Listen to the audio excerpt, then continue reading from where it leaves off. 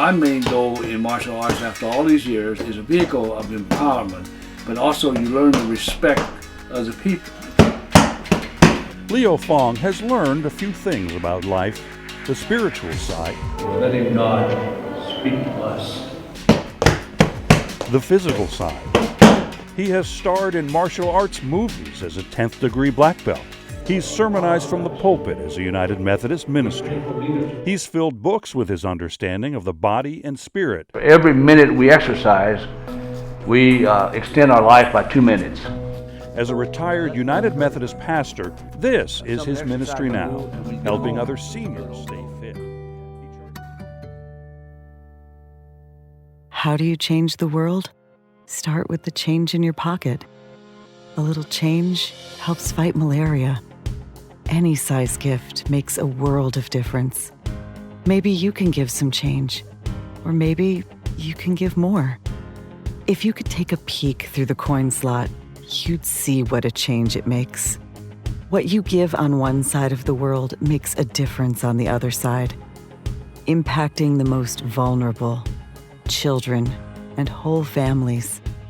Prevention of malaria with bed nets and better sanitation. Treatment with access to medication and improved medical facilities. Communication of life-saving messages using new technologies. And education to empower communities to fight malaria.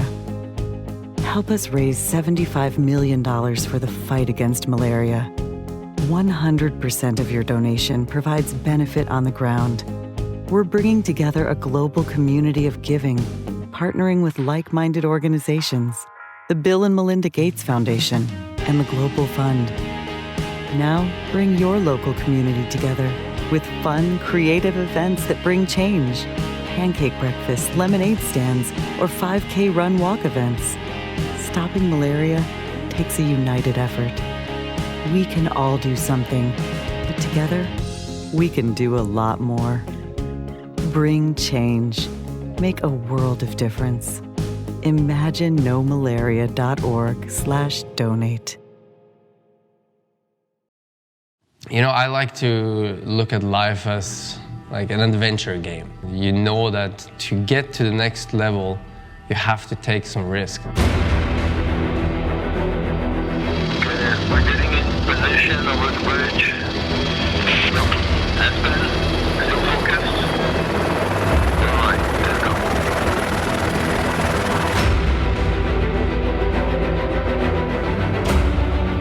This was mainly my friend Gpumc's dream.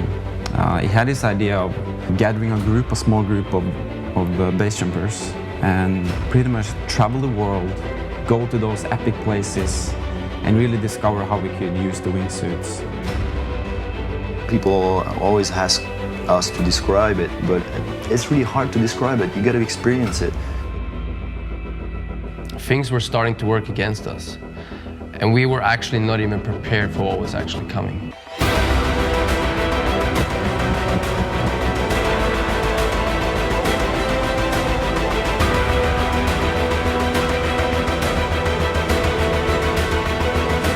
Are you guys ready? No, we're not ready. We are discussing the conditions. I actually filmed him going in. He impacted in the trees. I often think that one day the police will call me and say, he's dead.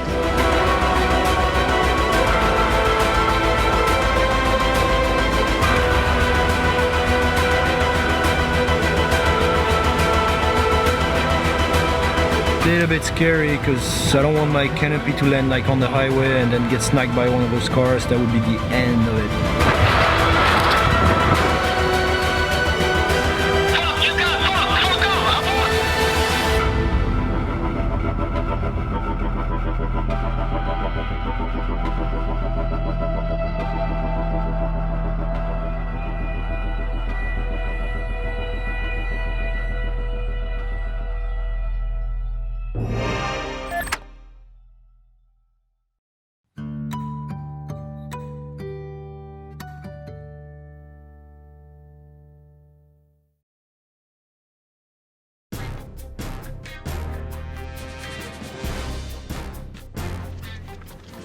Hi, I'm Rick Saylor. I'm an elder in the Great Plains Conference. I'm Warren Shumming, and I'm an associate member of the Great Plains Annual Conference. I'm Kurt Cooper, and I'm a deacon. Kathy Symes. I'm an associate member, which is underneath the local pastors. I'm Ashley Prescott Barlow Thompson, and I'm a deacon. Deacon! I'm Wendy Moeller-Seib. I'm a church planter at the United Methodist Church at the Well. I'm Lori Schwilling, and I'm an associate member in the Great Plains Annual Conference. I'm Courtney Fowler, conference lay leader.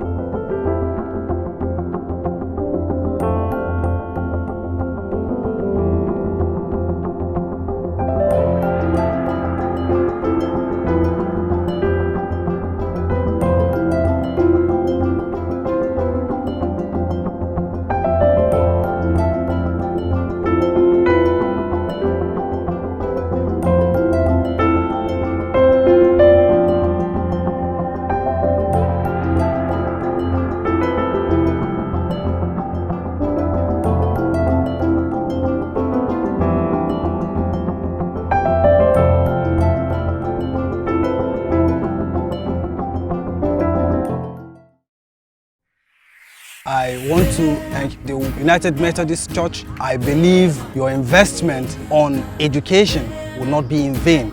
I'm Dinkin Calbert. We are in Jalingo, Nigeria.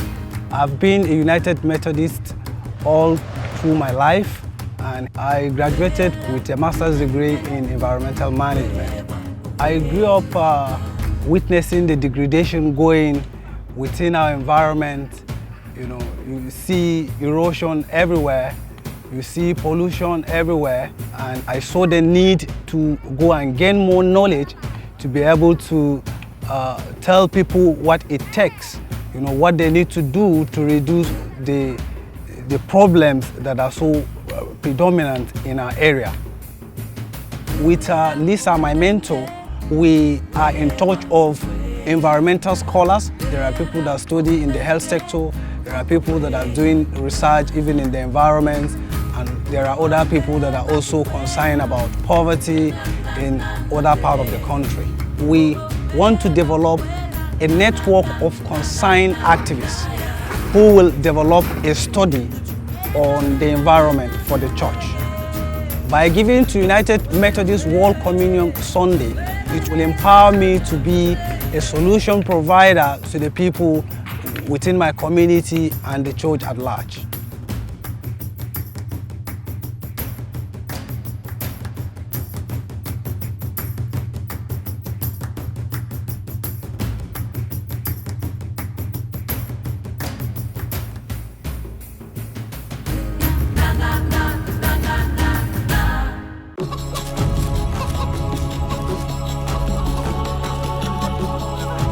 My dearest family, because you love me, I need you to stop, think, and listen. I am sick because this thing called Ebola lives inside of me. This Ebola is not a curse. Ebola is a virus. Father, please tell others and save them.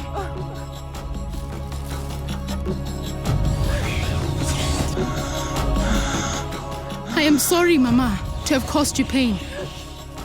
I know this could have been prevented.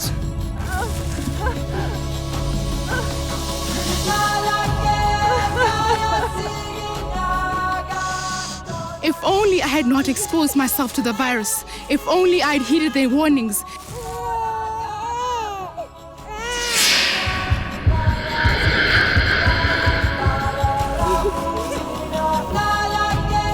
No matter what people say, traditional cures and superstitious ways have no power to stop this Ebola.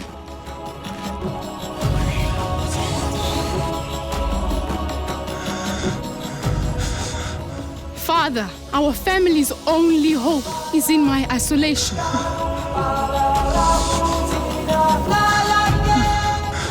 not touch my skin, my blood, my sweat, my saliva, and my soiled clothes, because I have Ebola.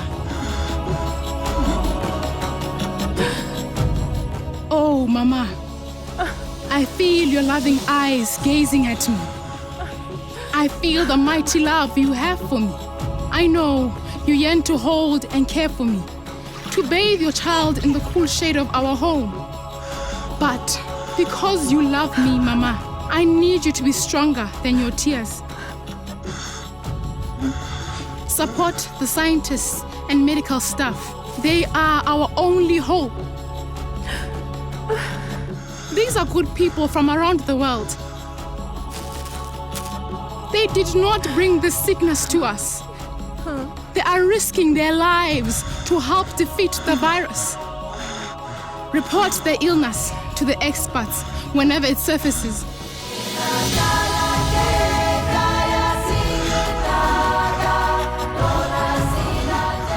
Honor me, brother, in this way, as I would do the same for you.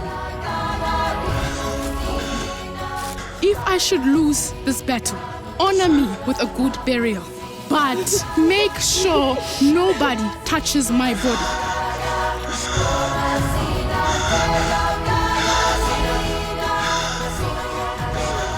Do not allow grief, Father, to turn against wisdom. Brother, save our family's future. Sister, sing not of my suffering, sing of my courage.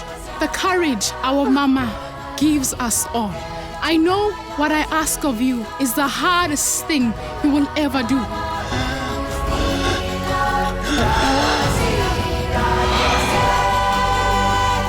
That you respect my wishes.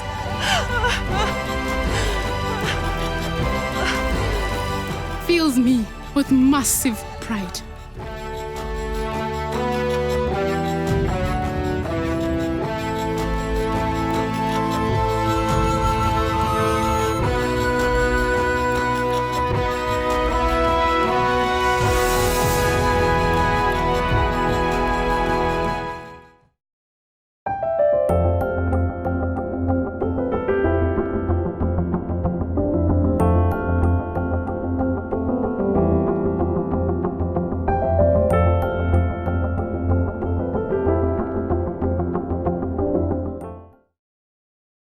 I never had any hope of ever driving a car again. I didn't think I was physically, emotionally able to hold an 8-hour job.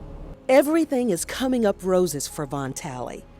But a few years ago, this Little Rock, Arkansas resident hit rock bottom one night in an abandoned house. I was sleeping in a sleeping bag, 2 pair of pants, shirt, sweater, snowsuit, knit cap, clammed into my sleeping bag, pulled 2 or 3 blankets over me to keep warm. And I remember the prayer distinctly, and I said, God, I just don't want to die like this. I said, God, please don't let me die like this. And in that moment, a process of events started happening. I was hungover, drugged out, drugged up, and it was hard for me to climb out of that sleeping bag, real hard. But I got up and I said, it was something inside of me really balancing. Oh, this might be your last chance. You got to try, man. And I got up and I walked down to 7th and Broadway in the cold, in the sleet. Talley wandered down the street and into Teresa Hoover United Methodist Church. Then I smelled the food coming out of the kitchen. Talley found a hot meal and the spiritual support he needed. The main key for why I didn't fail this particular time, I believe, was the fact that I wholeheartedly surrendered. I gave up on me. I gave up on that I had another rabbit that I could pull out the bag, that I had another trick, that I had another way of figuring out how I was going to drink and drug successfully. I came to the end of myself. Monty Payne overcame addiction through Teresa Hoover United Methodist Church, and now helps others to stay clean and start over. A lot of the counseling that we do here, helping with jobs, helping with finances, helping with parenting, would seem real, simplistic to the average American. But they didn't lose 10 or 15 years of their life to drug addiction. Monty Payne and some other people who had some success, I said it wasn't so much I was believing that it would work for me, but I believe it had worked for them. Now, Von Talley has a job, an apartment, and belief in himself. That I have the opportunity, just like any other person, to live a life that's of value and that's productive. I know that for a fact.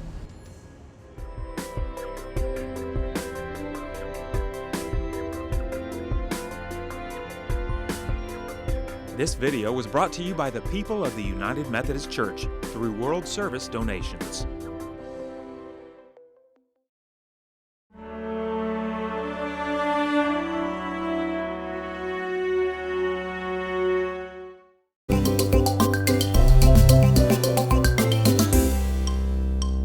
Hey, Mr. Riley. Hey, I like your laptop. Did you borrow that from Hannah?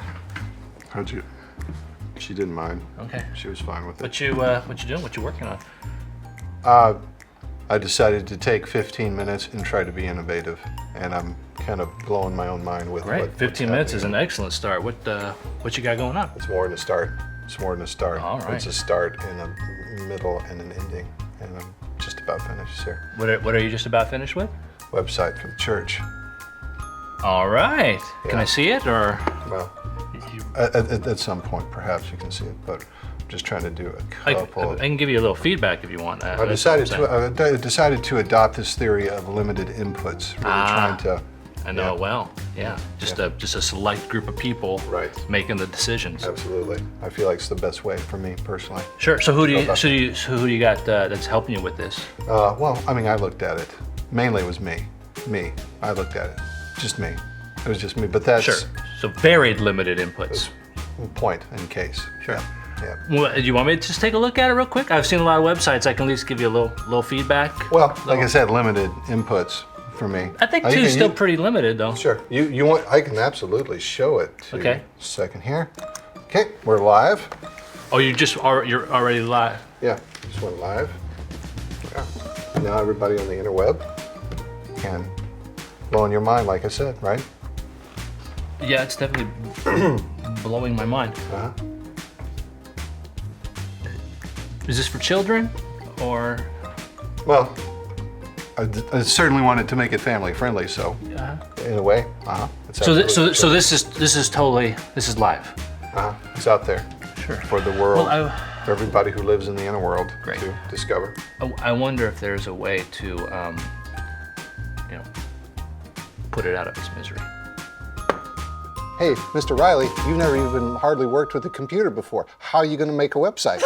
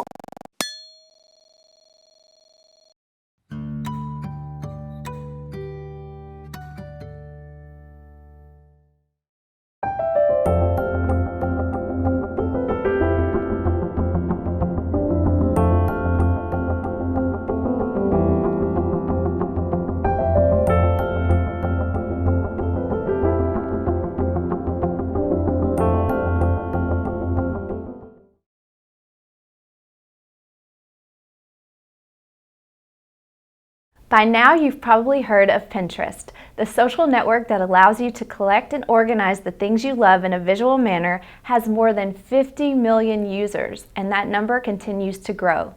Not bad for a network that's only 3 years old. With that growth comes new ideas and ways to use it beyond just pinning do-it-yourself craft ideas.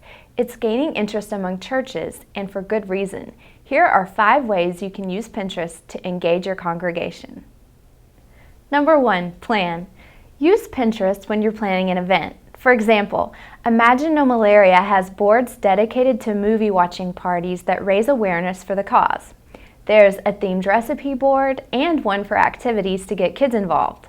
Additionally, there's a board showcasing Imagine No Malaria events across the connection.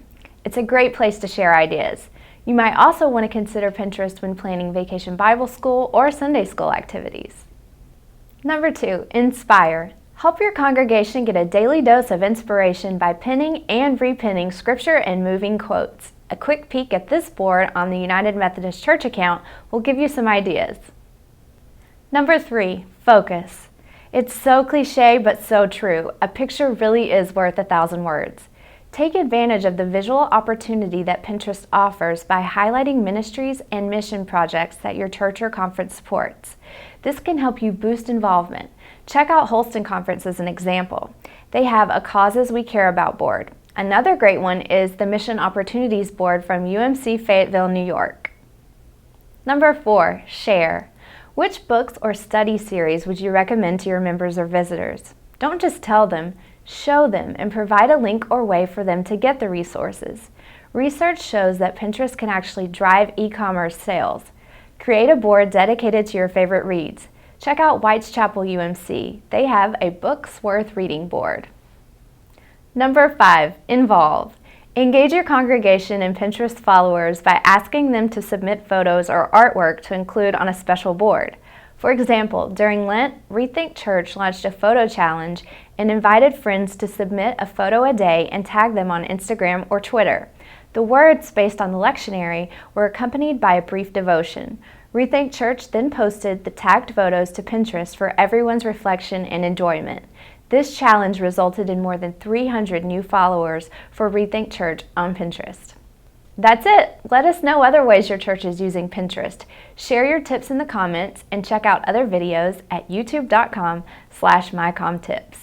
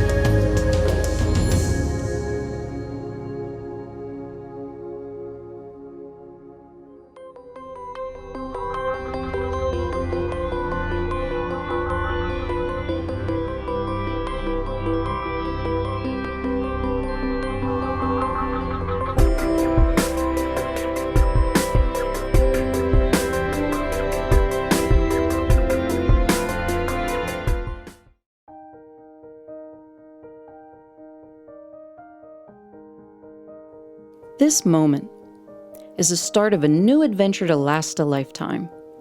An adventure that's bigger than any bank balance or contents of a jewelry box. Is filled with questions about the road ahead and how to make the most of your decision. But it isn't about what you're leaving behind. It's about what's possible with what lies ahead. It's about family and laughter across a dinner table and new possibilities. With all the comforts of home, Asbury Park offers convenient monthly rental cottages and custom-built patio homes with a variety of floor plans and options that fit your lifestyle.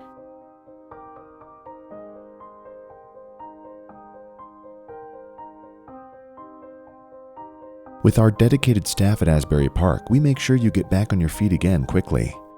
Our rapid recovery program is tailored with inclusive services, activities, and personalized care, all designed to keep your loved one engaged and well cared for with private amenities and restaurant-style dining.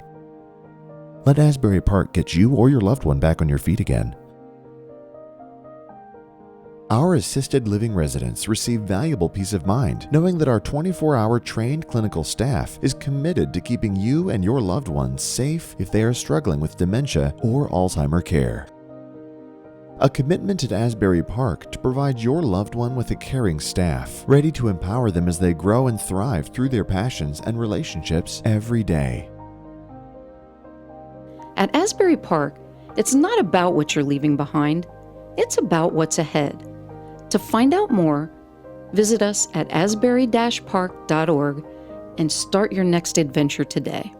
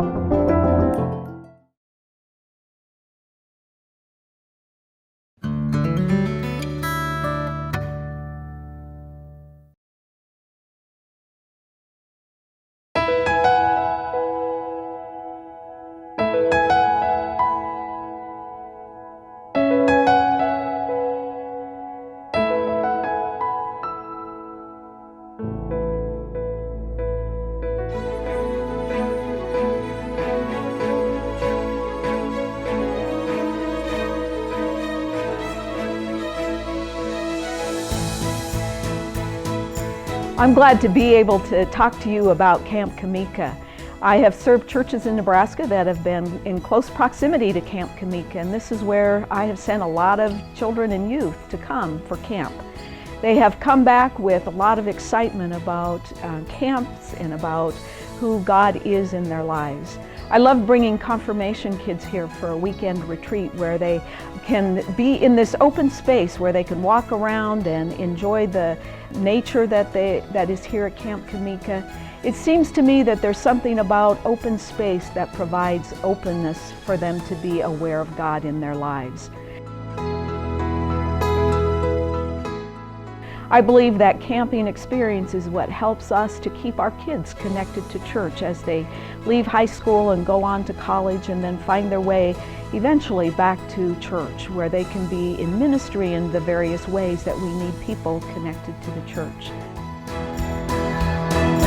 I believe that camping is an important place in the life of our conference, and that Camp Gpumc draws kids to camping because we have the indoor swimming pool and the zip line and the climbing wall, and all of those are really attractive and make camp fun.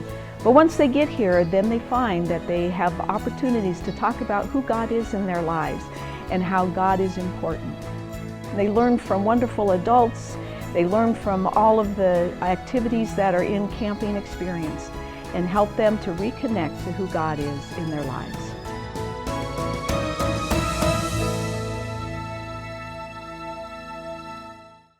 My name's Brian. I'm the new camp director here at Camp Gpumc. I've been doing camp ministry for over 15 years now, and when I came up here to Camp Gpumc, I saw the unlimited possibilities that Camp Gpumc offers, whether it be for youth ministry or even adult ministry. A lot of camps are either one or the other. This one has both. Here at Camp Gpumc, we want to provide a safe, clean, and comfortable environment for your stay. We have many activities to keep you busy while you're with us, but we want to make sure that it is safe, clean, and comfortable. Camp Gpumc has a lot of great features, but saying that, we also have some needs that need to be met in order to make it a safe and comfortable environment for people. We have several issues that we need to address quickly. Number one, the sewer. The sewer is an aging system that's been with camp since the 50s and is no longer working like it should. Number two is the pool. We have a unit in there that helps control the humidity and helps heat the pool. It is no longer operating like it should, which costs us more in propane and chemical use. Number three is our cabin restoration project that we're starting here. Our cabins are in need of fresh paint, new carpet, and new windows to make it more comfortable for us. We know that people have powerful experiences at church camp. Sometimes they discern a call for themselves to give themselves to full-time Christian ministry. Sometimes they find a deeper faith and a closer relationship with God so that when they go back to their homes, their churches, their youth groups, they are more committed to Christ than they were before they went to camp. We need your support. We need your investment. We need your willingness to step up and make the future of Gpumc the best it can possibly be.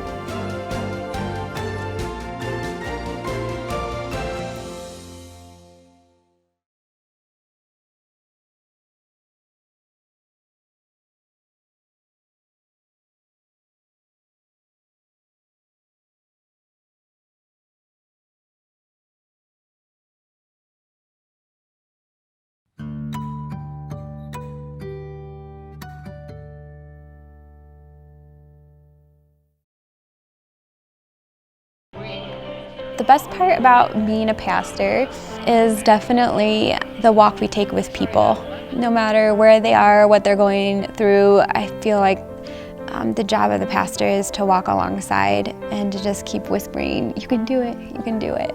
To become that person that God's created you to be and to know that you're not alone. Stephanie Price graduated from college with a degree in psychology and was on her way to a career in counseling. My first job was at a downtown Denver youth shelter. All of the teens that were coming in kept asking these really spiritual questions.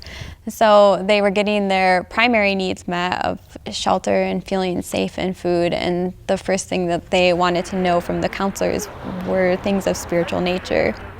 I really wanted to be able to provide for them in a tangible way and in a really real way that inner sense I had of feeling safe and loved by God. Price felt a call to ministry and enrolled at the Iliff School of Theology, a United Methodist seminary. So I actually specialized in pastoral care. I really wanted to be more in that caregiving role. And then as soon as I graduated from seminary, it turned out that all my gifts were fairly public gifts, so I probably should have stuck to the preaching classes. At the age of 32, the Reverend Stephanie Price is serving her second church as an associate pastor at Hope United Methodist in Greenwood Village, Colorado. What would it be that would motivate us to really do what the disciples are doing in this story? She is also the Peace with Justice coordinator for the Rocky Mountain Conference, where she's launched a program to form co-ops between churches and local farmers. What my goal really is to make Peace with Justice relevant and tangible. Something that doesn't scare people away, but to really engage them in a dialogue about how can we work together. The second is to really empower churches to move past charity into more of this area of systemic change. It's really easy for churches to get into this pattern of charitable giving, where they're giving money for other people to do good things far away, or even maybe a food bank in their town. This cooperative model really addresses a deeper issue of kind of challenging that idea that Jesus says we're all equal and that we're all worth something. And the cooperative model addresses that in the fact that it gives everybody a voice. Through the co-ops, growers could sell their harvests in church parking lots. It's not necessarily about bringing people into the building, but it's about actually being the church. We're building a bridge. We're closing that gap between people that are outside of our walls and the people that are within them. Young clergy bring fresh ideas to ministry. Stephanie Price is thankful that she found a place to call home in the United Methodist Church. For me, Scripture comes alive in the way it connects with the struggles and obstacles that we're facing today. I love the call stories. I love how all the prophets think that they're not old enough or they're not articulate enough, and God says, guess what? Tough luck, you're coming anyway.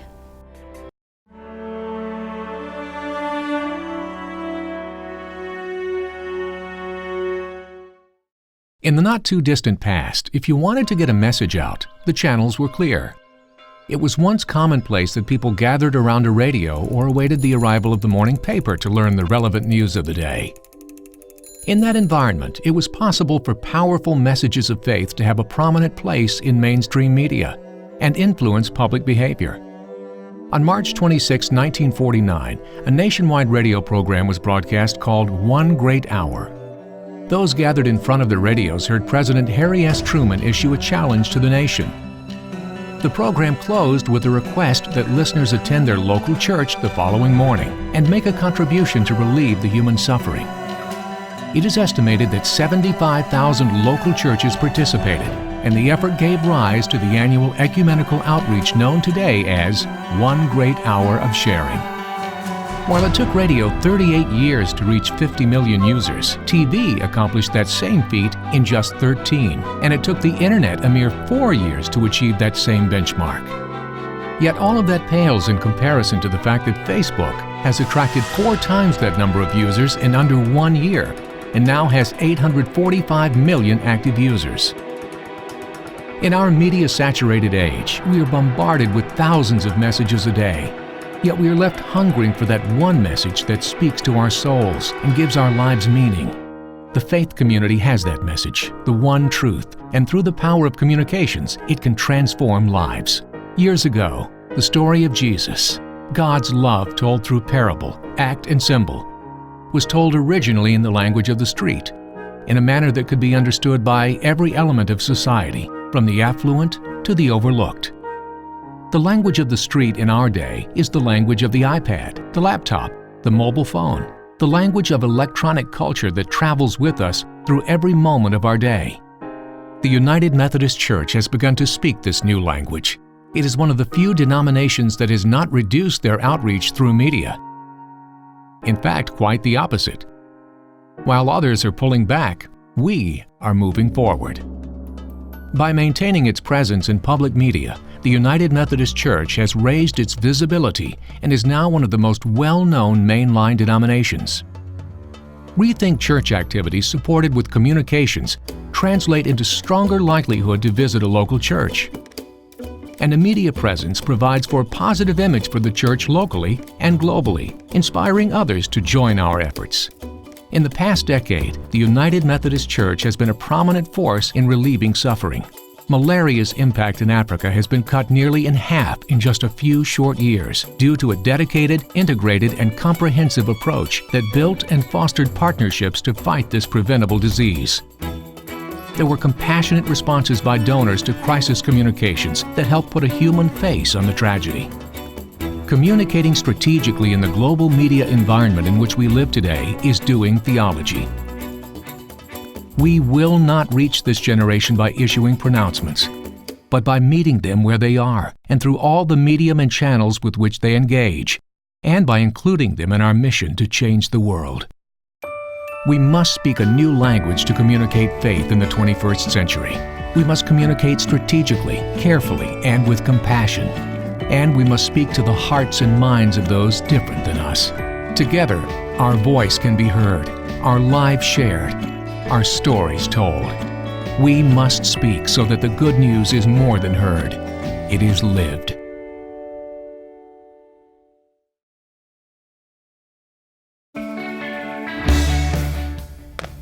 The United Methodist Committee on Relief gets the ball rolling when disaster strikes,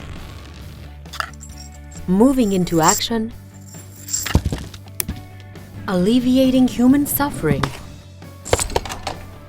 triggering fast response, and long-term assistance. But UMCOR can't do it without your donations to One Great Hour of Sharing. UMCOR projects get 100% of designated funds, and One Great Hour of Sharing makes it possible. Didn't want to get out, I didn't want to do anything. And it wasn't until he got me on the back of a motorcycle and I felt the freedom of the road and love it. Can't get me off of it now.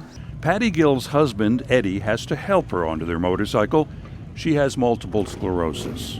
You in there? I'm in here. Okay, baby. The Harley-Davidson, the road, their mission.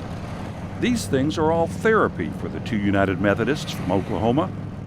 We started riding motorcycles as something to get me out of the house. Patty and Eddie ride with Jesus and anybody else who wants to join in as they pursue their Million Miles for Christ ministry, helping and organizing other bikers and raising money for children's charities. And we really truly want to be the 21st century circuit riders. Early Methodist preachers would travel a territory on horseback. Eddie and Patty use horsepower. Lord, we thank you for the men and women here, and I ask that you watch over our families and our homes.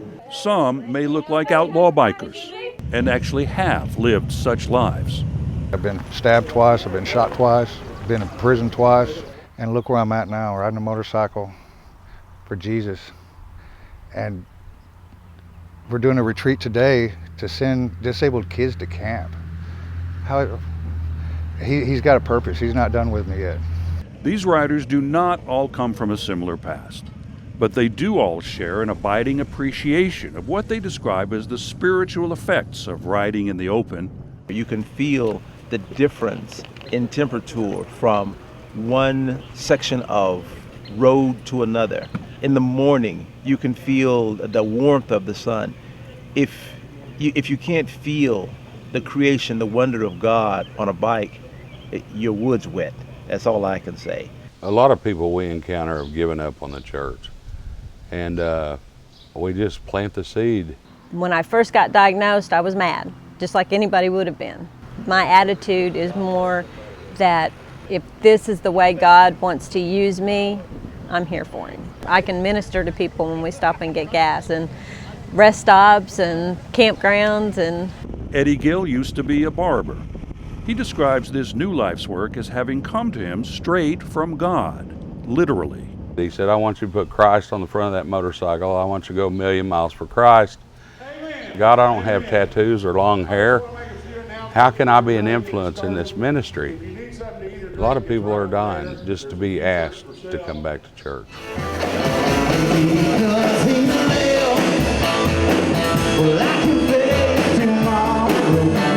I didn't grow up in a church family.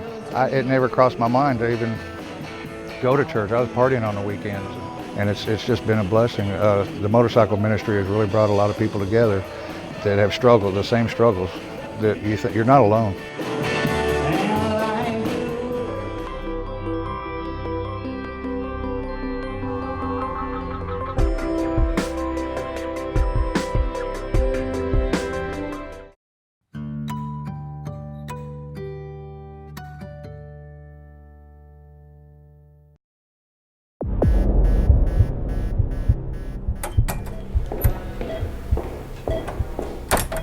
I'm glad to see you up and moving. You know, some tend to ignore all the warning signs.